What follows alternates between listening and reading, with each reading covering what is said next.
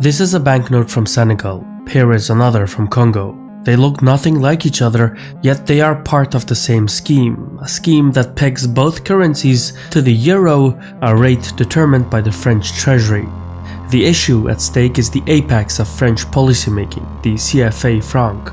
Using it, France controls the monetary sovereignty of 14 nations, making up nearly 200 million people. These countries include Benin, Burkina Faso, Cameroon, Chad, Congo, Equatorial Guinea, Gabon, Guinea-Bissau, Ivory Coast, Mali, Niger, Senegal, Togo, and the Central African Republic. And while these nations have a seat at the United Nations and wave their independent flags, it is only the face of imperialism that has changed. The conduct of business has largely remained the same. The big difference is that imperialism used to be spread through tanks. Nowadays, it comes through banks. It is high time for France to lift its knee off our neck and put an end to this unjust oppression. Centuries of misery, human trafficking, colonization, and neocolonization have caused immeasurable suffering. It's time to put an end to this cycle of oppression. The American presence in the territory of the Republic of Niger is illegal. It violates all the constitutional and democratic rules. The Burkina Faso government is kicking out the French troops. They actually gave them just 1 month to leave their country. As far as what concerns Burkina Faso today, for more than 8 years we've been confronted with the most barbaric and the most violent form of imperialist neocolonialism. Slavery continues to impose itself on us. We asked the Americans to remove their soldiers from our country. We realized that they too are not serious. These Western forces are coming to our country because it is full of uranium, diamond and gold resources. And these resources are untapped. These forces are at the origin of the arrival of terrorism in our country. These forces are at the origin of the arrival of terrorism in our country. The United States has pumped more than $1 billion into this region, into military facilities and military programs, and supporting military elements in this region. In Niger alone, the United States has spent $500 million building a military base and military and drone facilities in Agadez to support French exploitation of the mineral human resources of Niger. The African peoples have been fighting for self-determination, have been calling for the unification of Africa. The African peoples have been calling for the African currency so that they are not sending billions of dollars, up to $48 billion every year to Western European countries. The African countries want freedom of movement. They're creating the Africa Continental Free Trade Community. The United States, France, the European Union, all foreign powers are against Africa uniting and creating roads and railways and ports for the African peoples. The overthrow of Gaddafi in Libya was directly related to the plan by the African Union for an African currency. An African currency that prevents the outflow of resources from Africa is a threat to France, the European Union, and the United States of America. And that is why the United States is creating the bogey. Nigerians on the march again. They took to the streets last year to demand the withdrawal of French forces, and they succeeded. This time, they are protesting to demand the closure of US army bases in their country. The US has around 1,000 security personnel in Niger on a mission to fight armed groups in the Sahel region. But the protesters say that's not the reason why Washington has soldiers in their country. These Western forces are coming to our country because it is full of uranium, diamond and gold resources. Washington has not commented on the demands of the protesters, who say they will keep returning to the streets until the American soldiers leave Niger. And so it continues.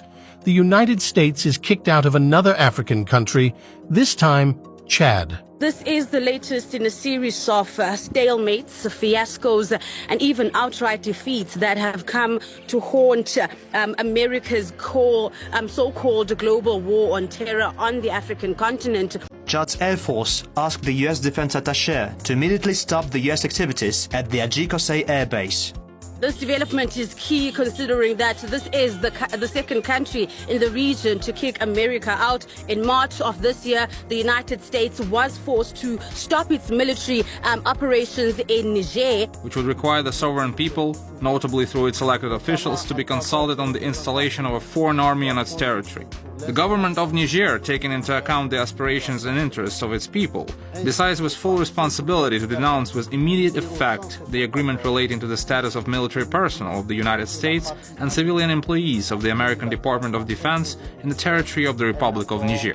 Spokesperson stating that the agreement is not only profoundly unfair in its essence, but it does not meet the aspirations and interests of the Nigerian people because, firstly, it forces Niger to pay bills related to taxes on American military aircraft, which must be paid regularly and which cost Nigerian taxpayers billions of CFA francs. Then the competent Nigerian authorities have no information on military activities carried out from American bases in Niger and are unaware of the civilian and military personnel as well as the American equipment deployed on the Nigerian soil. The Russian Federation's narrative drowned out the U.S. government's in the past years. The Russian Federation stoked a lot of the instability across the Sahel.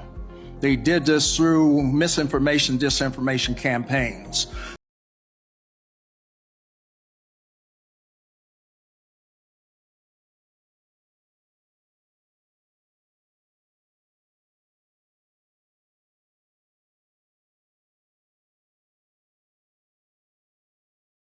So I see how we could double down in our efforts is through our own information campaign. The Russian Federation wants to establish a ground game that resembles a state partnership program, but it doesn't have the values and doesn't have the values, the democratic values of what we bring, that is the intrinsic values for stability, security, and security.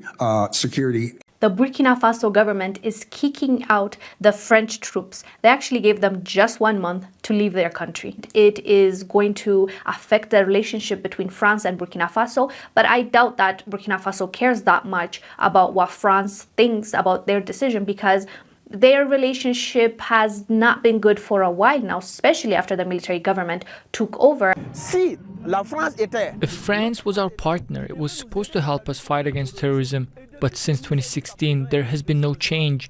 We think France doesn't deserve Burkina Faso's trust. Now its military rulers have reportedly suspended the 2018 security accord with Paris. It's like one by one, they're dropping France and they're saying, you have not been beneficial to us. If anything, we feel like there's even shady business going on behind the scenes. So you just leave our country. Clearly, they were not happy with Mali kicking them out. And as you know, they tried to drag Mali in the UN Security Council and they demanded for investigation. This comes as West African leaders from ECOWAS are holding an emergency summit today in the Nigerian capital Abuja to determine their next steps after a deadline to restore ousted President Mohamed Bazoum passed Sunday.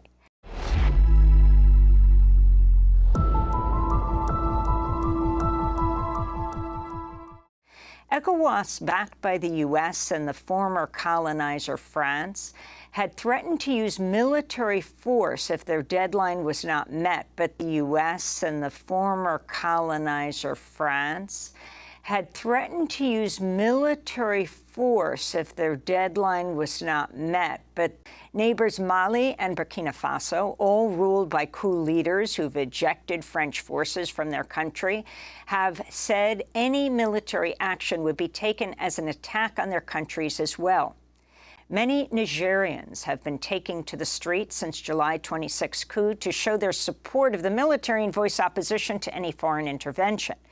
On Wednesday, the coup leadership accused France of violating its airspace. Meanwhile, sanctions and power cuts imposed on Niger have hampered delivery of humanitarian aid to over 4 million people in need of assistance, according to the UN. African officers trained by the U.S. military have now taken part in 11 coups in West Africa since 2008, including in Burkina Faso and Mali. The fabrication of terror, the intervention of the United States and France in the region, and the financing of groups, military groups in the region by France. The United States has pumped more than $1 billion into this region, into military facilities and military programs, and supporting military elements in this region. The foreign minister of Mali has called on the United Nations to investigate France in the region. And it is the right-wing conservative forces in the United States that is supporting France, to the point where now we see the conservative wing of the Biden administration, led by Victoria Nuland and Antony Blinken, leading the discussions on Africa. Why is it that Victoria Nuland was in Niger on Monday and Victoria Nuland is in South Africa? But is Victoria Nuland the hawk that wants to militarize the planet Earth, who is a rabid militarist, who is now flying between Nigeria, Niger, and South Africa, carrying out U.S. policies? The French are inordinately dependent on the exploitation and plunder of Africa.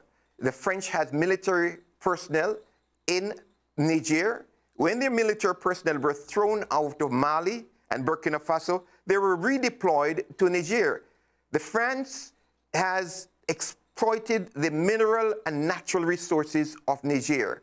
The French uranium mines in Niger not only exploited the uranium resources of Niger, but France has also closed mines and left radioactive material that is deleterious to the health and safety of the Nigerian people. Now, everyone in West Africa is calling for the ending of the CFA franc and the domination of the economies of West Africa by France. They're calling for the removal of the 240,000 French personnel in West Africa to replenish Lake Chad. Who is against this? France. Who is against investment in reconstruction in West Africa? France. Who has been supporting, who allegedly has been supporting terror groups in West Africa when the United States called for investigation into Boko Haram? It was revealed in the Nigerian newspapers that the French has been supporting Boko Haram in Nigeria. So the French create terrorist groups and then goes into African countries to say they are fighting terrorism in Africa. This kind of duplicity by France and fomenting terror and destruction has been challenged by the peoples of West Africa. In every country in West Africa, they're calling for the ending of French economic, financial, and military domination. But the priority at this moment is for the removal of France and to call on the United Nations to have sanctions against France for its destruction and militarism in Africa. Burkina Faso's interim leader, Ibrahim Traoré, who took power in a coup in September, recently spoke in Moscow during the Russia-African summit. He criticized what he called imperialist neocolonialism. The questions my generation is asking are the following. If I can summarize, it is that we do not understand how Africa, with so much wealth on our soil, with generous nature, water, sunshine and abundance, how Africa is today the poorest continent. That because of this poverty, they are forced to cross the ocean to try to reach Europe. They die in the ocean, but soon they will no longer have to cross. Thomas Sankara was a leader who organized the people of Burkina Faso to bring safety, security, sanitation, peace to that country, and it was about how to mobilize the people of West Africa against French imperialism. And through French and Ivorian machinations, Thomas Sankara was killed. Thomas Sankara was killed. The military in Burkina Faso still has some of the sentiment and consciousness of Thomas Sankara.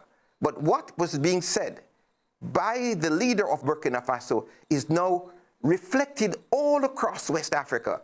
In Senegal, the anti-French, anti-imperialist sentiments are very high, and the highest anti-imperialist sentiment in Africa at the moment is to be found in the Sudan, where the revolution in the Sudan has mobilized the people into resistance committees. The African officers who are involved in these 11 coups in the last 15 years in West Africa, including in Burkina Faso and Mali, have been trained in the United States. That is why we need greater investigation in what the United States is doing in Burkina Faso, Mali, Niger, and Guinea, and to call for closing of the United States Africa Command. It's time to put an end to this cycle of oppression.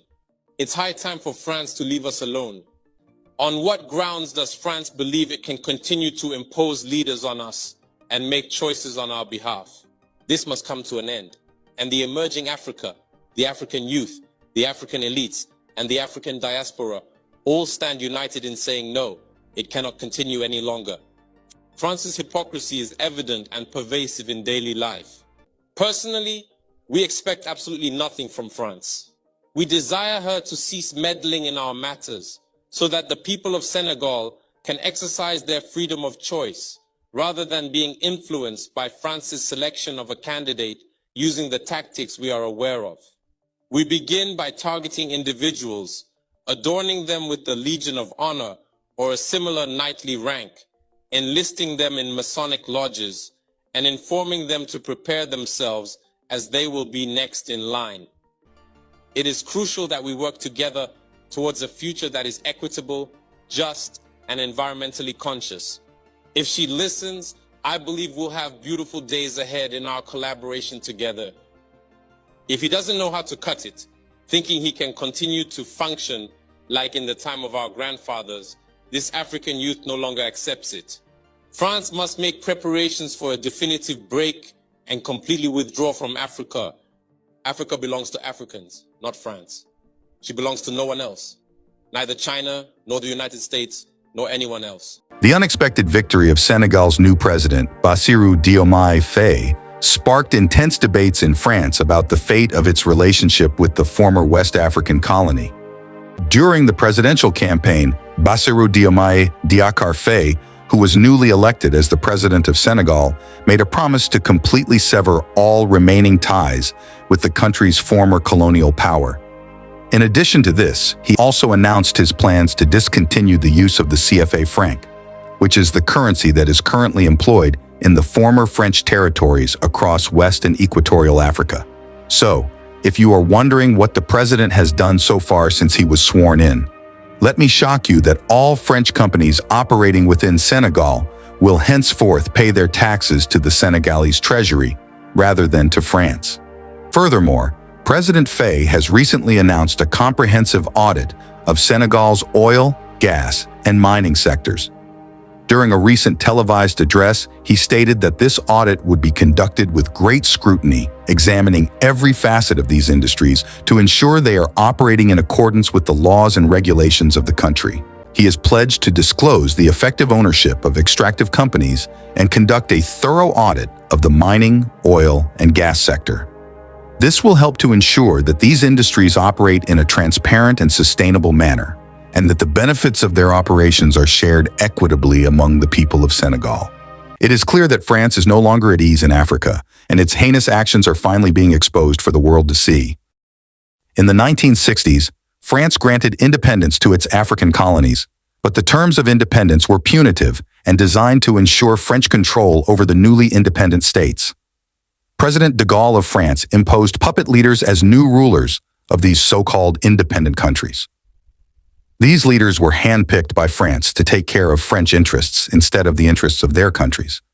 The leaders installed in these countries included Léopold Senghor of Senegal, Houphouët-Boigny of Ivory Coast, Amadou Ahidjo of Cameroons, Maurice Yameogo of the then Upper Volta, now Burkina Faso, Amani Diori of Niger, Hubert Maga of the then Dahomey, now Benin, Tombal Baye of Chad, Jean Bokassa of Central African Republic, and other pliable leaders. The puppet leaders installed by France were chosen for their loyalty to France and their willingness to maintain the status quo. They were mostly French people in black skin who wholly imbibed French culture. These leaders could see nothing wrong with France and were only interested in serving French interests. They were not interested in the welfare of their own people. To ensure compliance with the terms of independence, France kept paratroopers in these former colonies at independence for the purpose of ousting any recalcitrant leader. All the foreign exchange earnings of these countries were domiciled in Paris, where they were linked to French franc. The countries could only withdraw their legitimate earnings with the permission of the French government. It is therefore gratifying to learn that by July this year, 8 former French colonies in Africa will stop using CFA and adopt their own independent currency called ECO. The ECO will be tied to the euro instead of the French franc, a move that has been welcomed by many. However, it is unfortunate that the youthful French president, Emmanuel Macron, seems to be oblivious to the handwriting on the wall. Instead of initiating new French-African policy based on collaboration between equal partners, he is still pursuing the imperious policy of the de Gaulle era, which many consider archaic and subjugating. This policy is now roundly rejected by leaders in French former colonies in Africa. In his reaction to the new development, Macron has been accused of arrogance due to his assertion that Niger and other Sahel countries would collapse without French support. This statement has been seen as a continuation of the old French policy of treating African countries as dependent rather than equal partners. It is important to note that the policy of France towards its former colonies in Africa contradicts the French motto of liberty, equality, and fraternity. Waving Malian flags, thousands gathered in Mali's capital, Bamako, to protest against the former colonial power, France. There was even a cardboard cutout of French President Emmanuel Macron. The demonstration happening on the same day he was sanctioned by the EU for his role in the coup. The measures include travel bans and asset freezes and target 5 people, including the transitional Prime Minister, Choguel Maïga, and members of interim President Assimi Goïta's inner circle. Relations with the EU have soured since Goïta put himself in charge. But Diarra described the sanctions as an honour, saying expelling the French ambassador is only the latest step in getting rid of Paris's influence. It's an important step in the fight, but the victory must go all the way. The next step must be the departure of French forces, and then we will start the move towards economic and monetary sovereignty. There are about 5,000 foreign troops in Mali, deployed to contain years of insecurity in the north. They include missions from France, the wider EU, and the United Nations. We don't want any foreign troops in Mali. They've been here for 8 years now, and nothing has changed. Imperialism used to be spread through tanks. Nowadays, it comes through banks. Paris sought to monopolize these circuits of production and trade. Taxes were demanded in francs, and armed troops were sent to markets, forcing merchants to accept French currency. From the 1930s onwards, France came to dominate the money supply in French-speaking Africa. With new power came new extrajudicial perks. Paris gained access to African labor and raw materials at sub-market prices. while finished goods were sold back to Africa at above market prices. French neo-colonialism was so intrusive, so ruthless, so unique that it earned a name of its own, France-Afrique. Following World War II, however, things changed. Paris joined the Bretton Woods system, and as a result, the French franc was devalued to set a fixed exchange rate with the US dollar. These fiscal reforms were taking place at a time when Africa was decolonizing itself. A weaker currency only added fuel to the fire. So, to hold on to its African holdings, France conjured a new currency in 1945 called the CFA franc and forced its colonies to adopt it. Initially, the CFA franc was pegged to its French counterpart at a rate of 1.7 to 1, but in 1948 it was increased to 2 to 1. By overvaluing the CFA franc, Paris maintained its economic advantage while crushing Africa's export competitiveness. So in a way, France built its post-war recovery partially to a wealth transfer from Africa. Even so, the most effective forms of control are those that are invisible.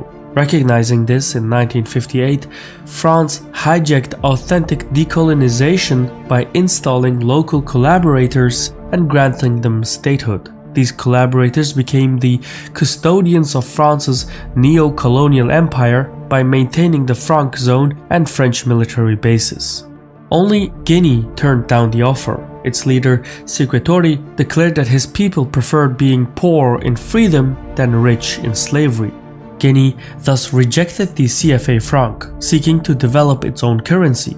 France felt it needed to make an example of Guinea, so it cut pensions to war veterans, dismantled Guinea's power grid, and then attempted to block its UN membership. France went as far as to induce hyperinflation by flooding the country with counterfeit bills, all the while funding armed anti-government resistance. Yeah, it got pretty crazy. The plan ultimately failed to dislodge Sékou Touré, but Guinea's economy never fully recovered.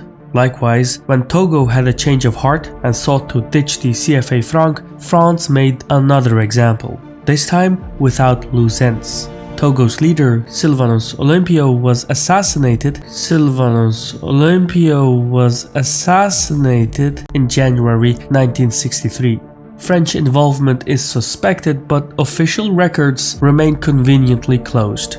Of itself, further attempts to conceal French imperialism followed. The CFA franc was split into two currencies covering the Central and West African states. By the mid-1970s, their respective central banks were Africanized and moved to Yaoundé and Dakar.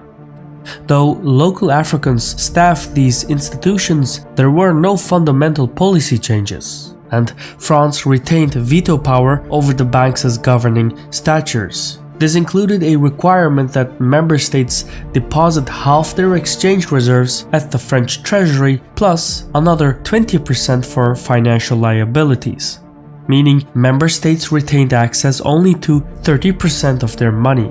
Moreover, all foreign exchange conversions were to pass through the French treasury.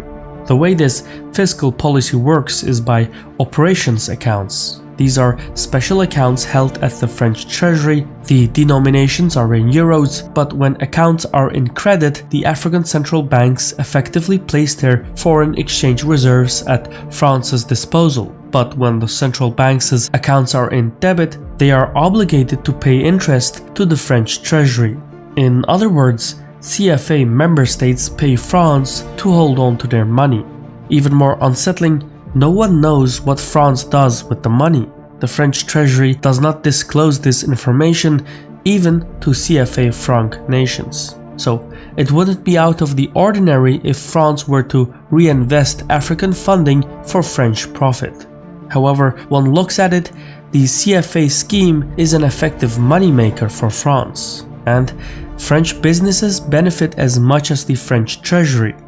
More specifically, France doesn't need to draw on its foreign exchange reserves for African imports. Dozens of French multinationals are present in Africa, including Total Energies, Areva, and Vinci.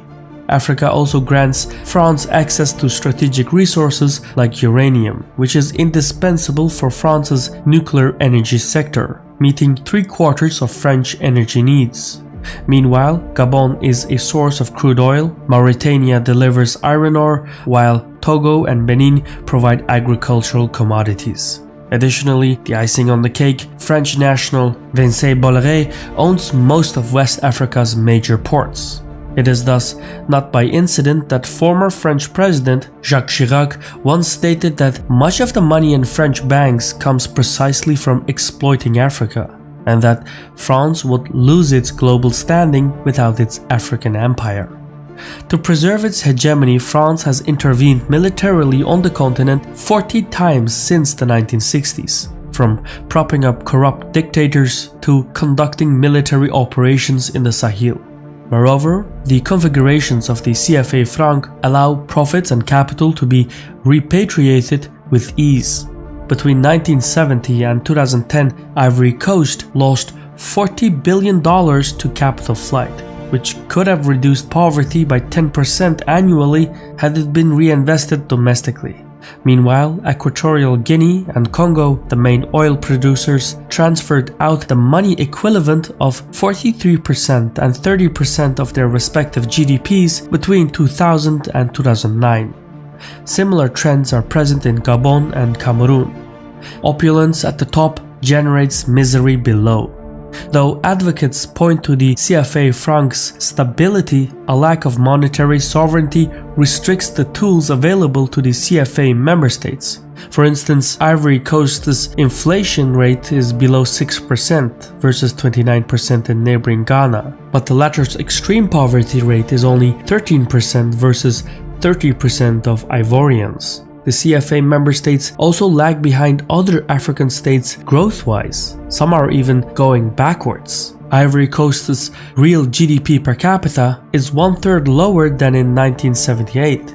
In 2016, Senegal was at its 1960 level. Meanwhile, Cameroon, Congo, and Gabon have not topped their respective peaks of 1986, 1984, and 1976. This means these countries have had little to no real economic growth in decades. But change is the only constant in life. In recent years, the societies of the CFA member states have started publicly talking about alternatives. It's a trend that is becoming increasingly louder. The most feasible proposal is to form a regional currency bloc untethered from French control. Some proponents of this plan would use the West African ECOWAS economic union as a springboard. This would reorient the CFA franc member states around Nigeria, which accounts for more than 2/3 of the regional GDP. Plus, Nigeria is a net oil exporter, while most West African states are importers, so there is a natural synergy in the ECOWAS region. Of course, nothing worth having comes easy. Paris has sought to forestall these attempts. A law to this effect was passed in the French Senate in January 2021. It looks to change the West African CFA franc into the ECO, and then abolish the operations accounts and withdraw French personnel from the central banks. All this is to be completed by 2027, but Paris would still retain effective control. Where the African monetary reserves would be held, at which location remains unaddressed. It's safe to say that the French reform is nothing but a ruse. Ultimately, the best solution may be for the individual states to have their own central banks and currencies, fixed to a common regional unit at an adjustable rate. This would give monetary sovereignty to 14 nations, or nearly 200 million people. Any attempts to break away from French hegemony would require a joint effort across the CFA franc zone. Most of all, the African collaborating elites who benefit from the system would need to be sidelined and replaced by lawmakers prepared to embark on a path of self-directed development.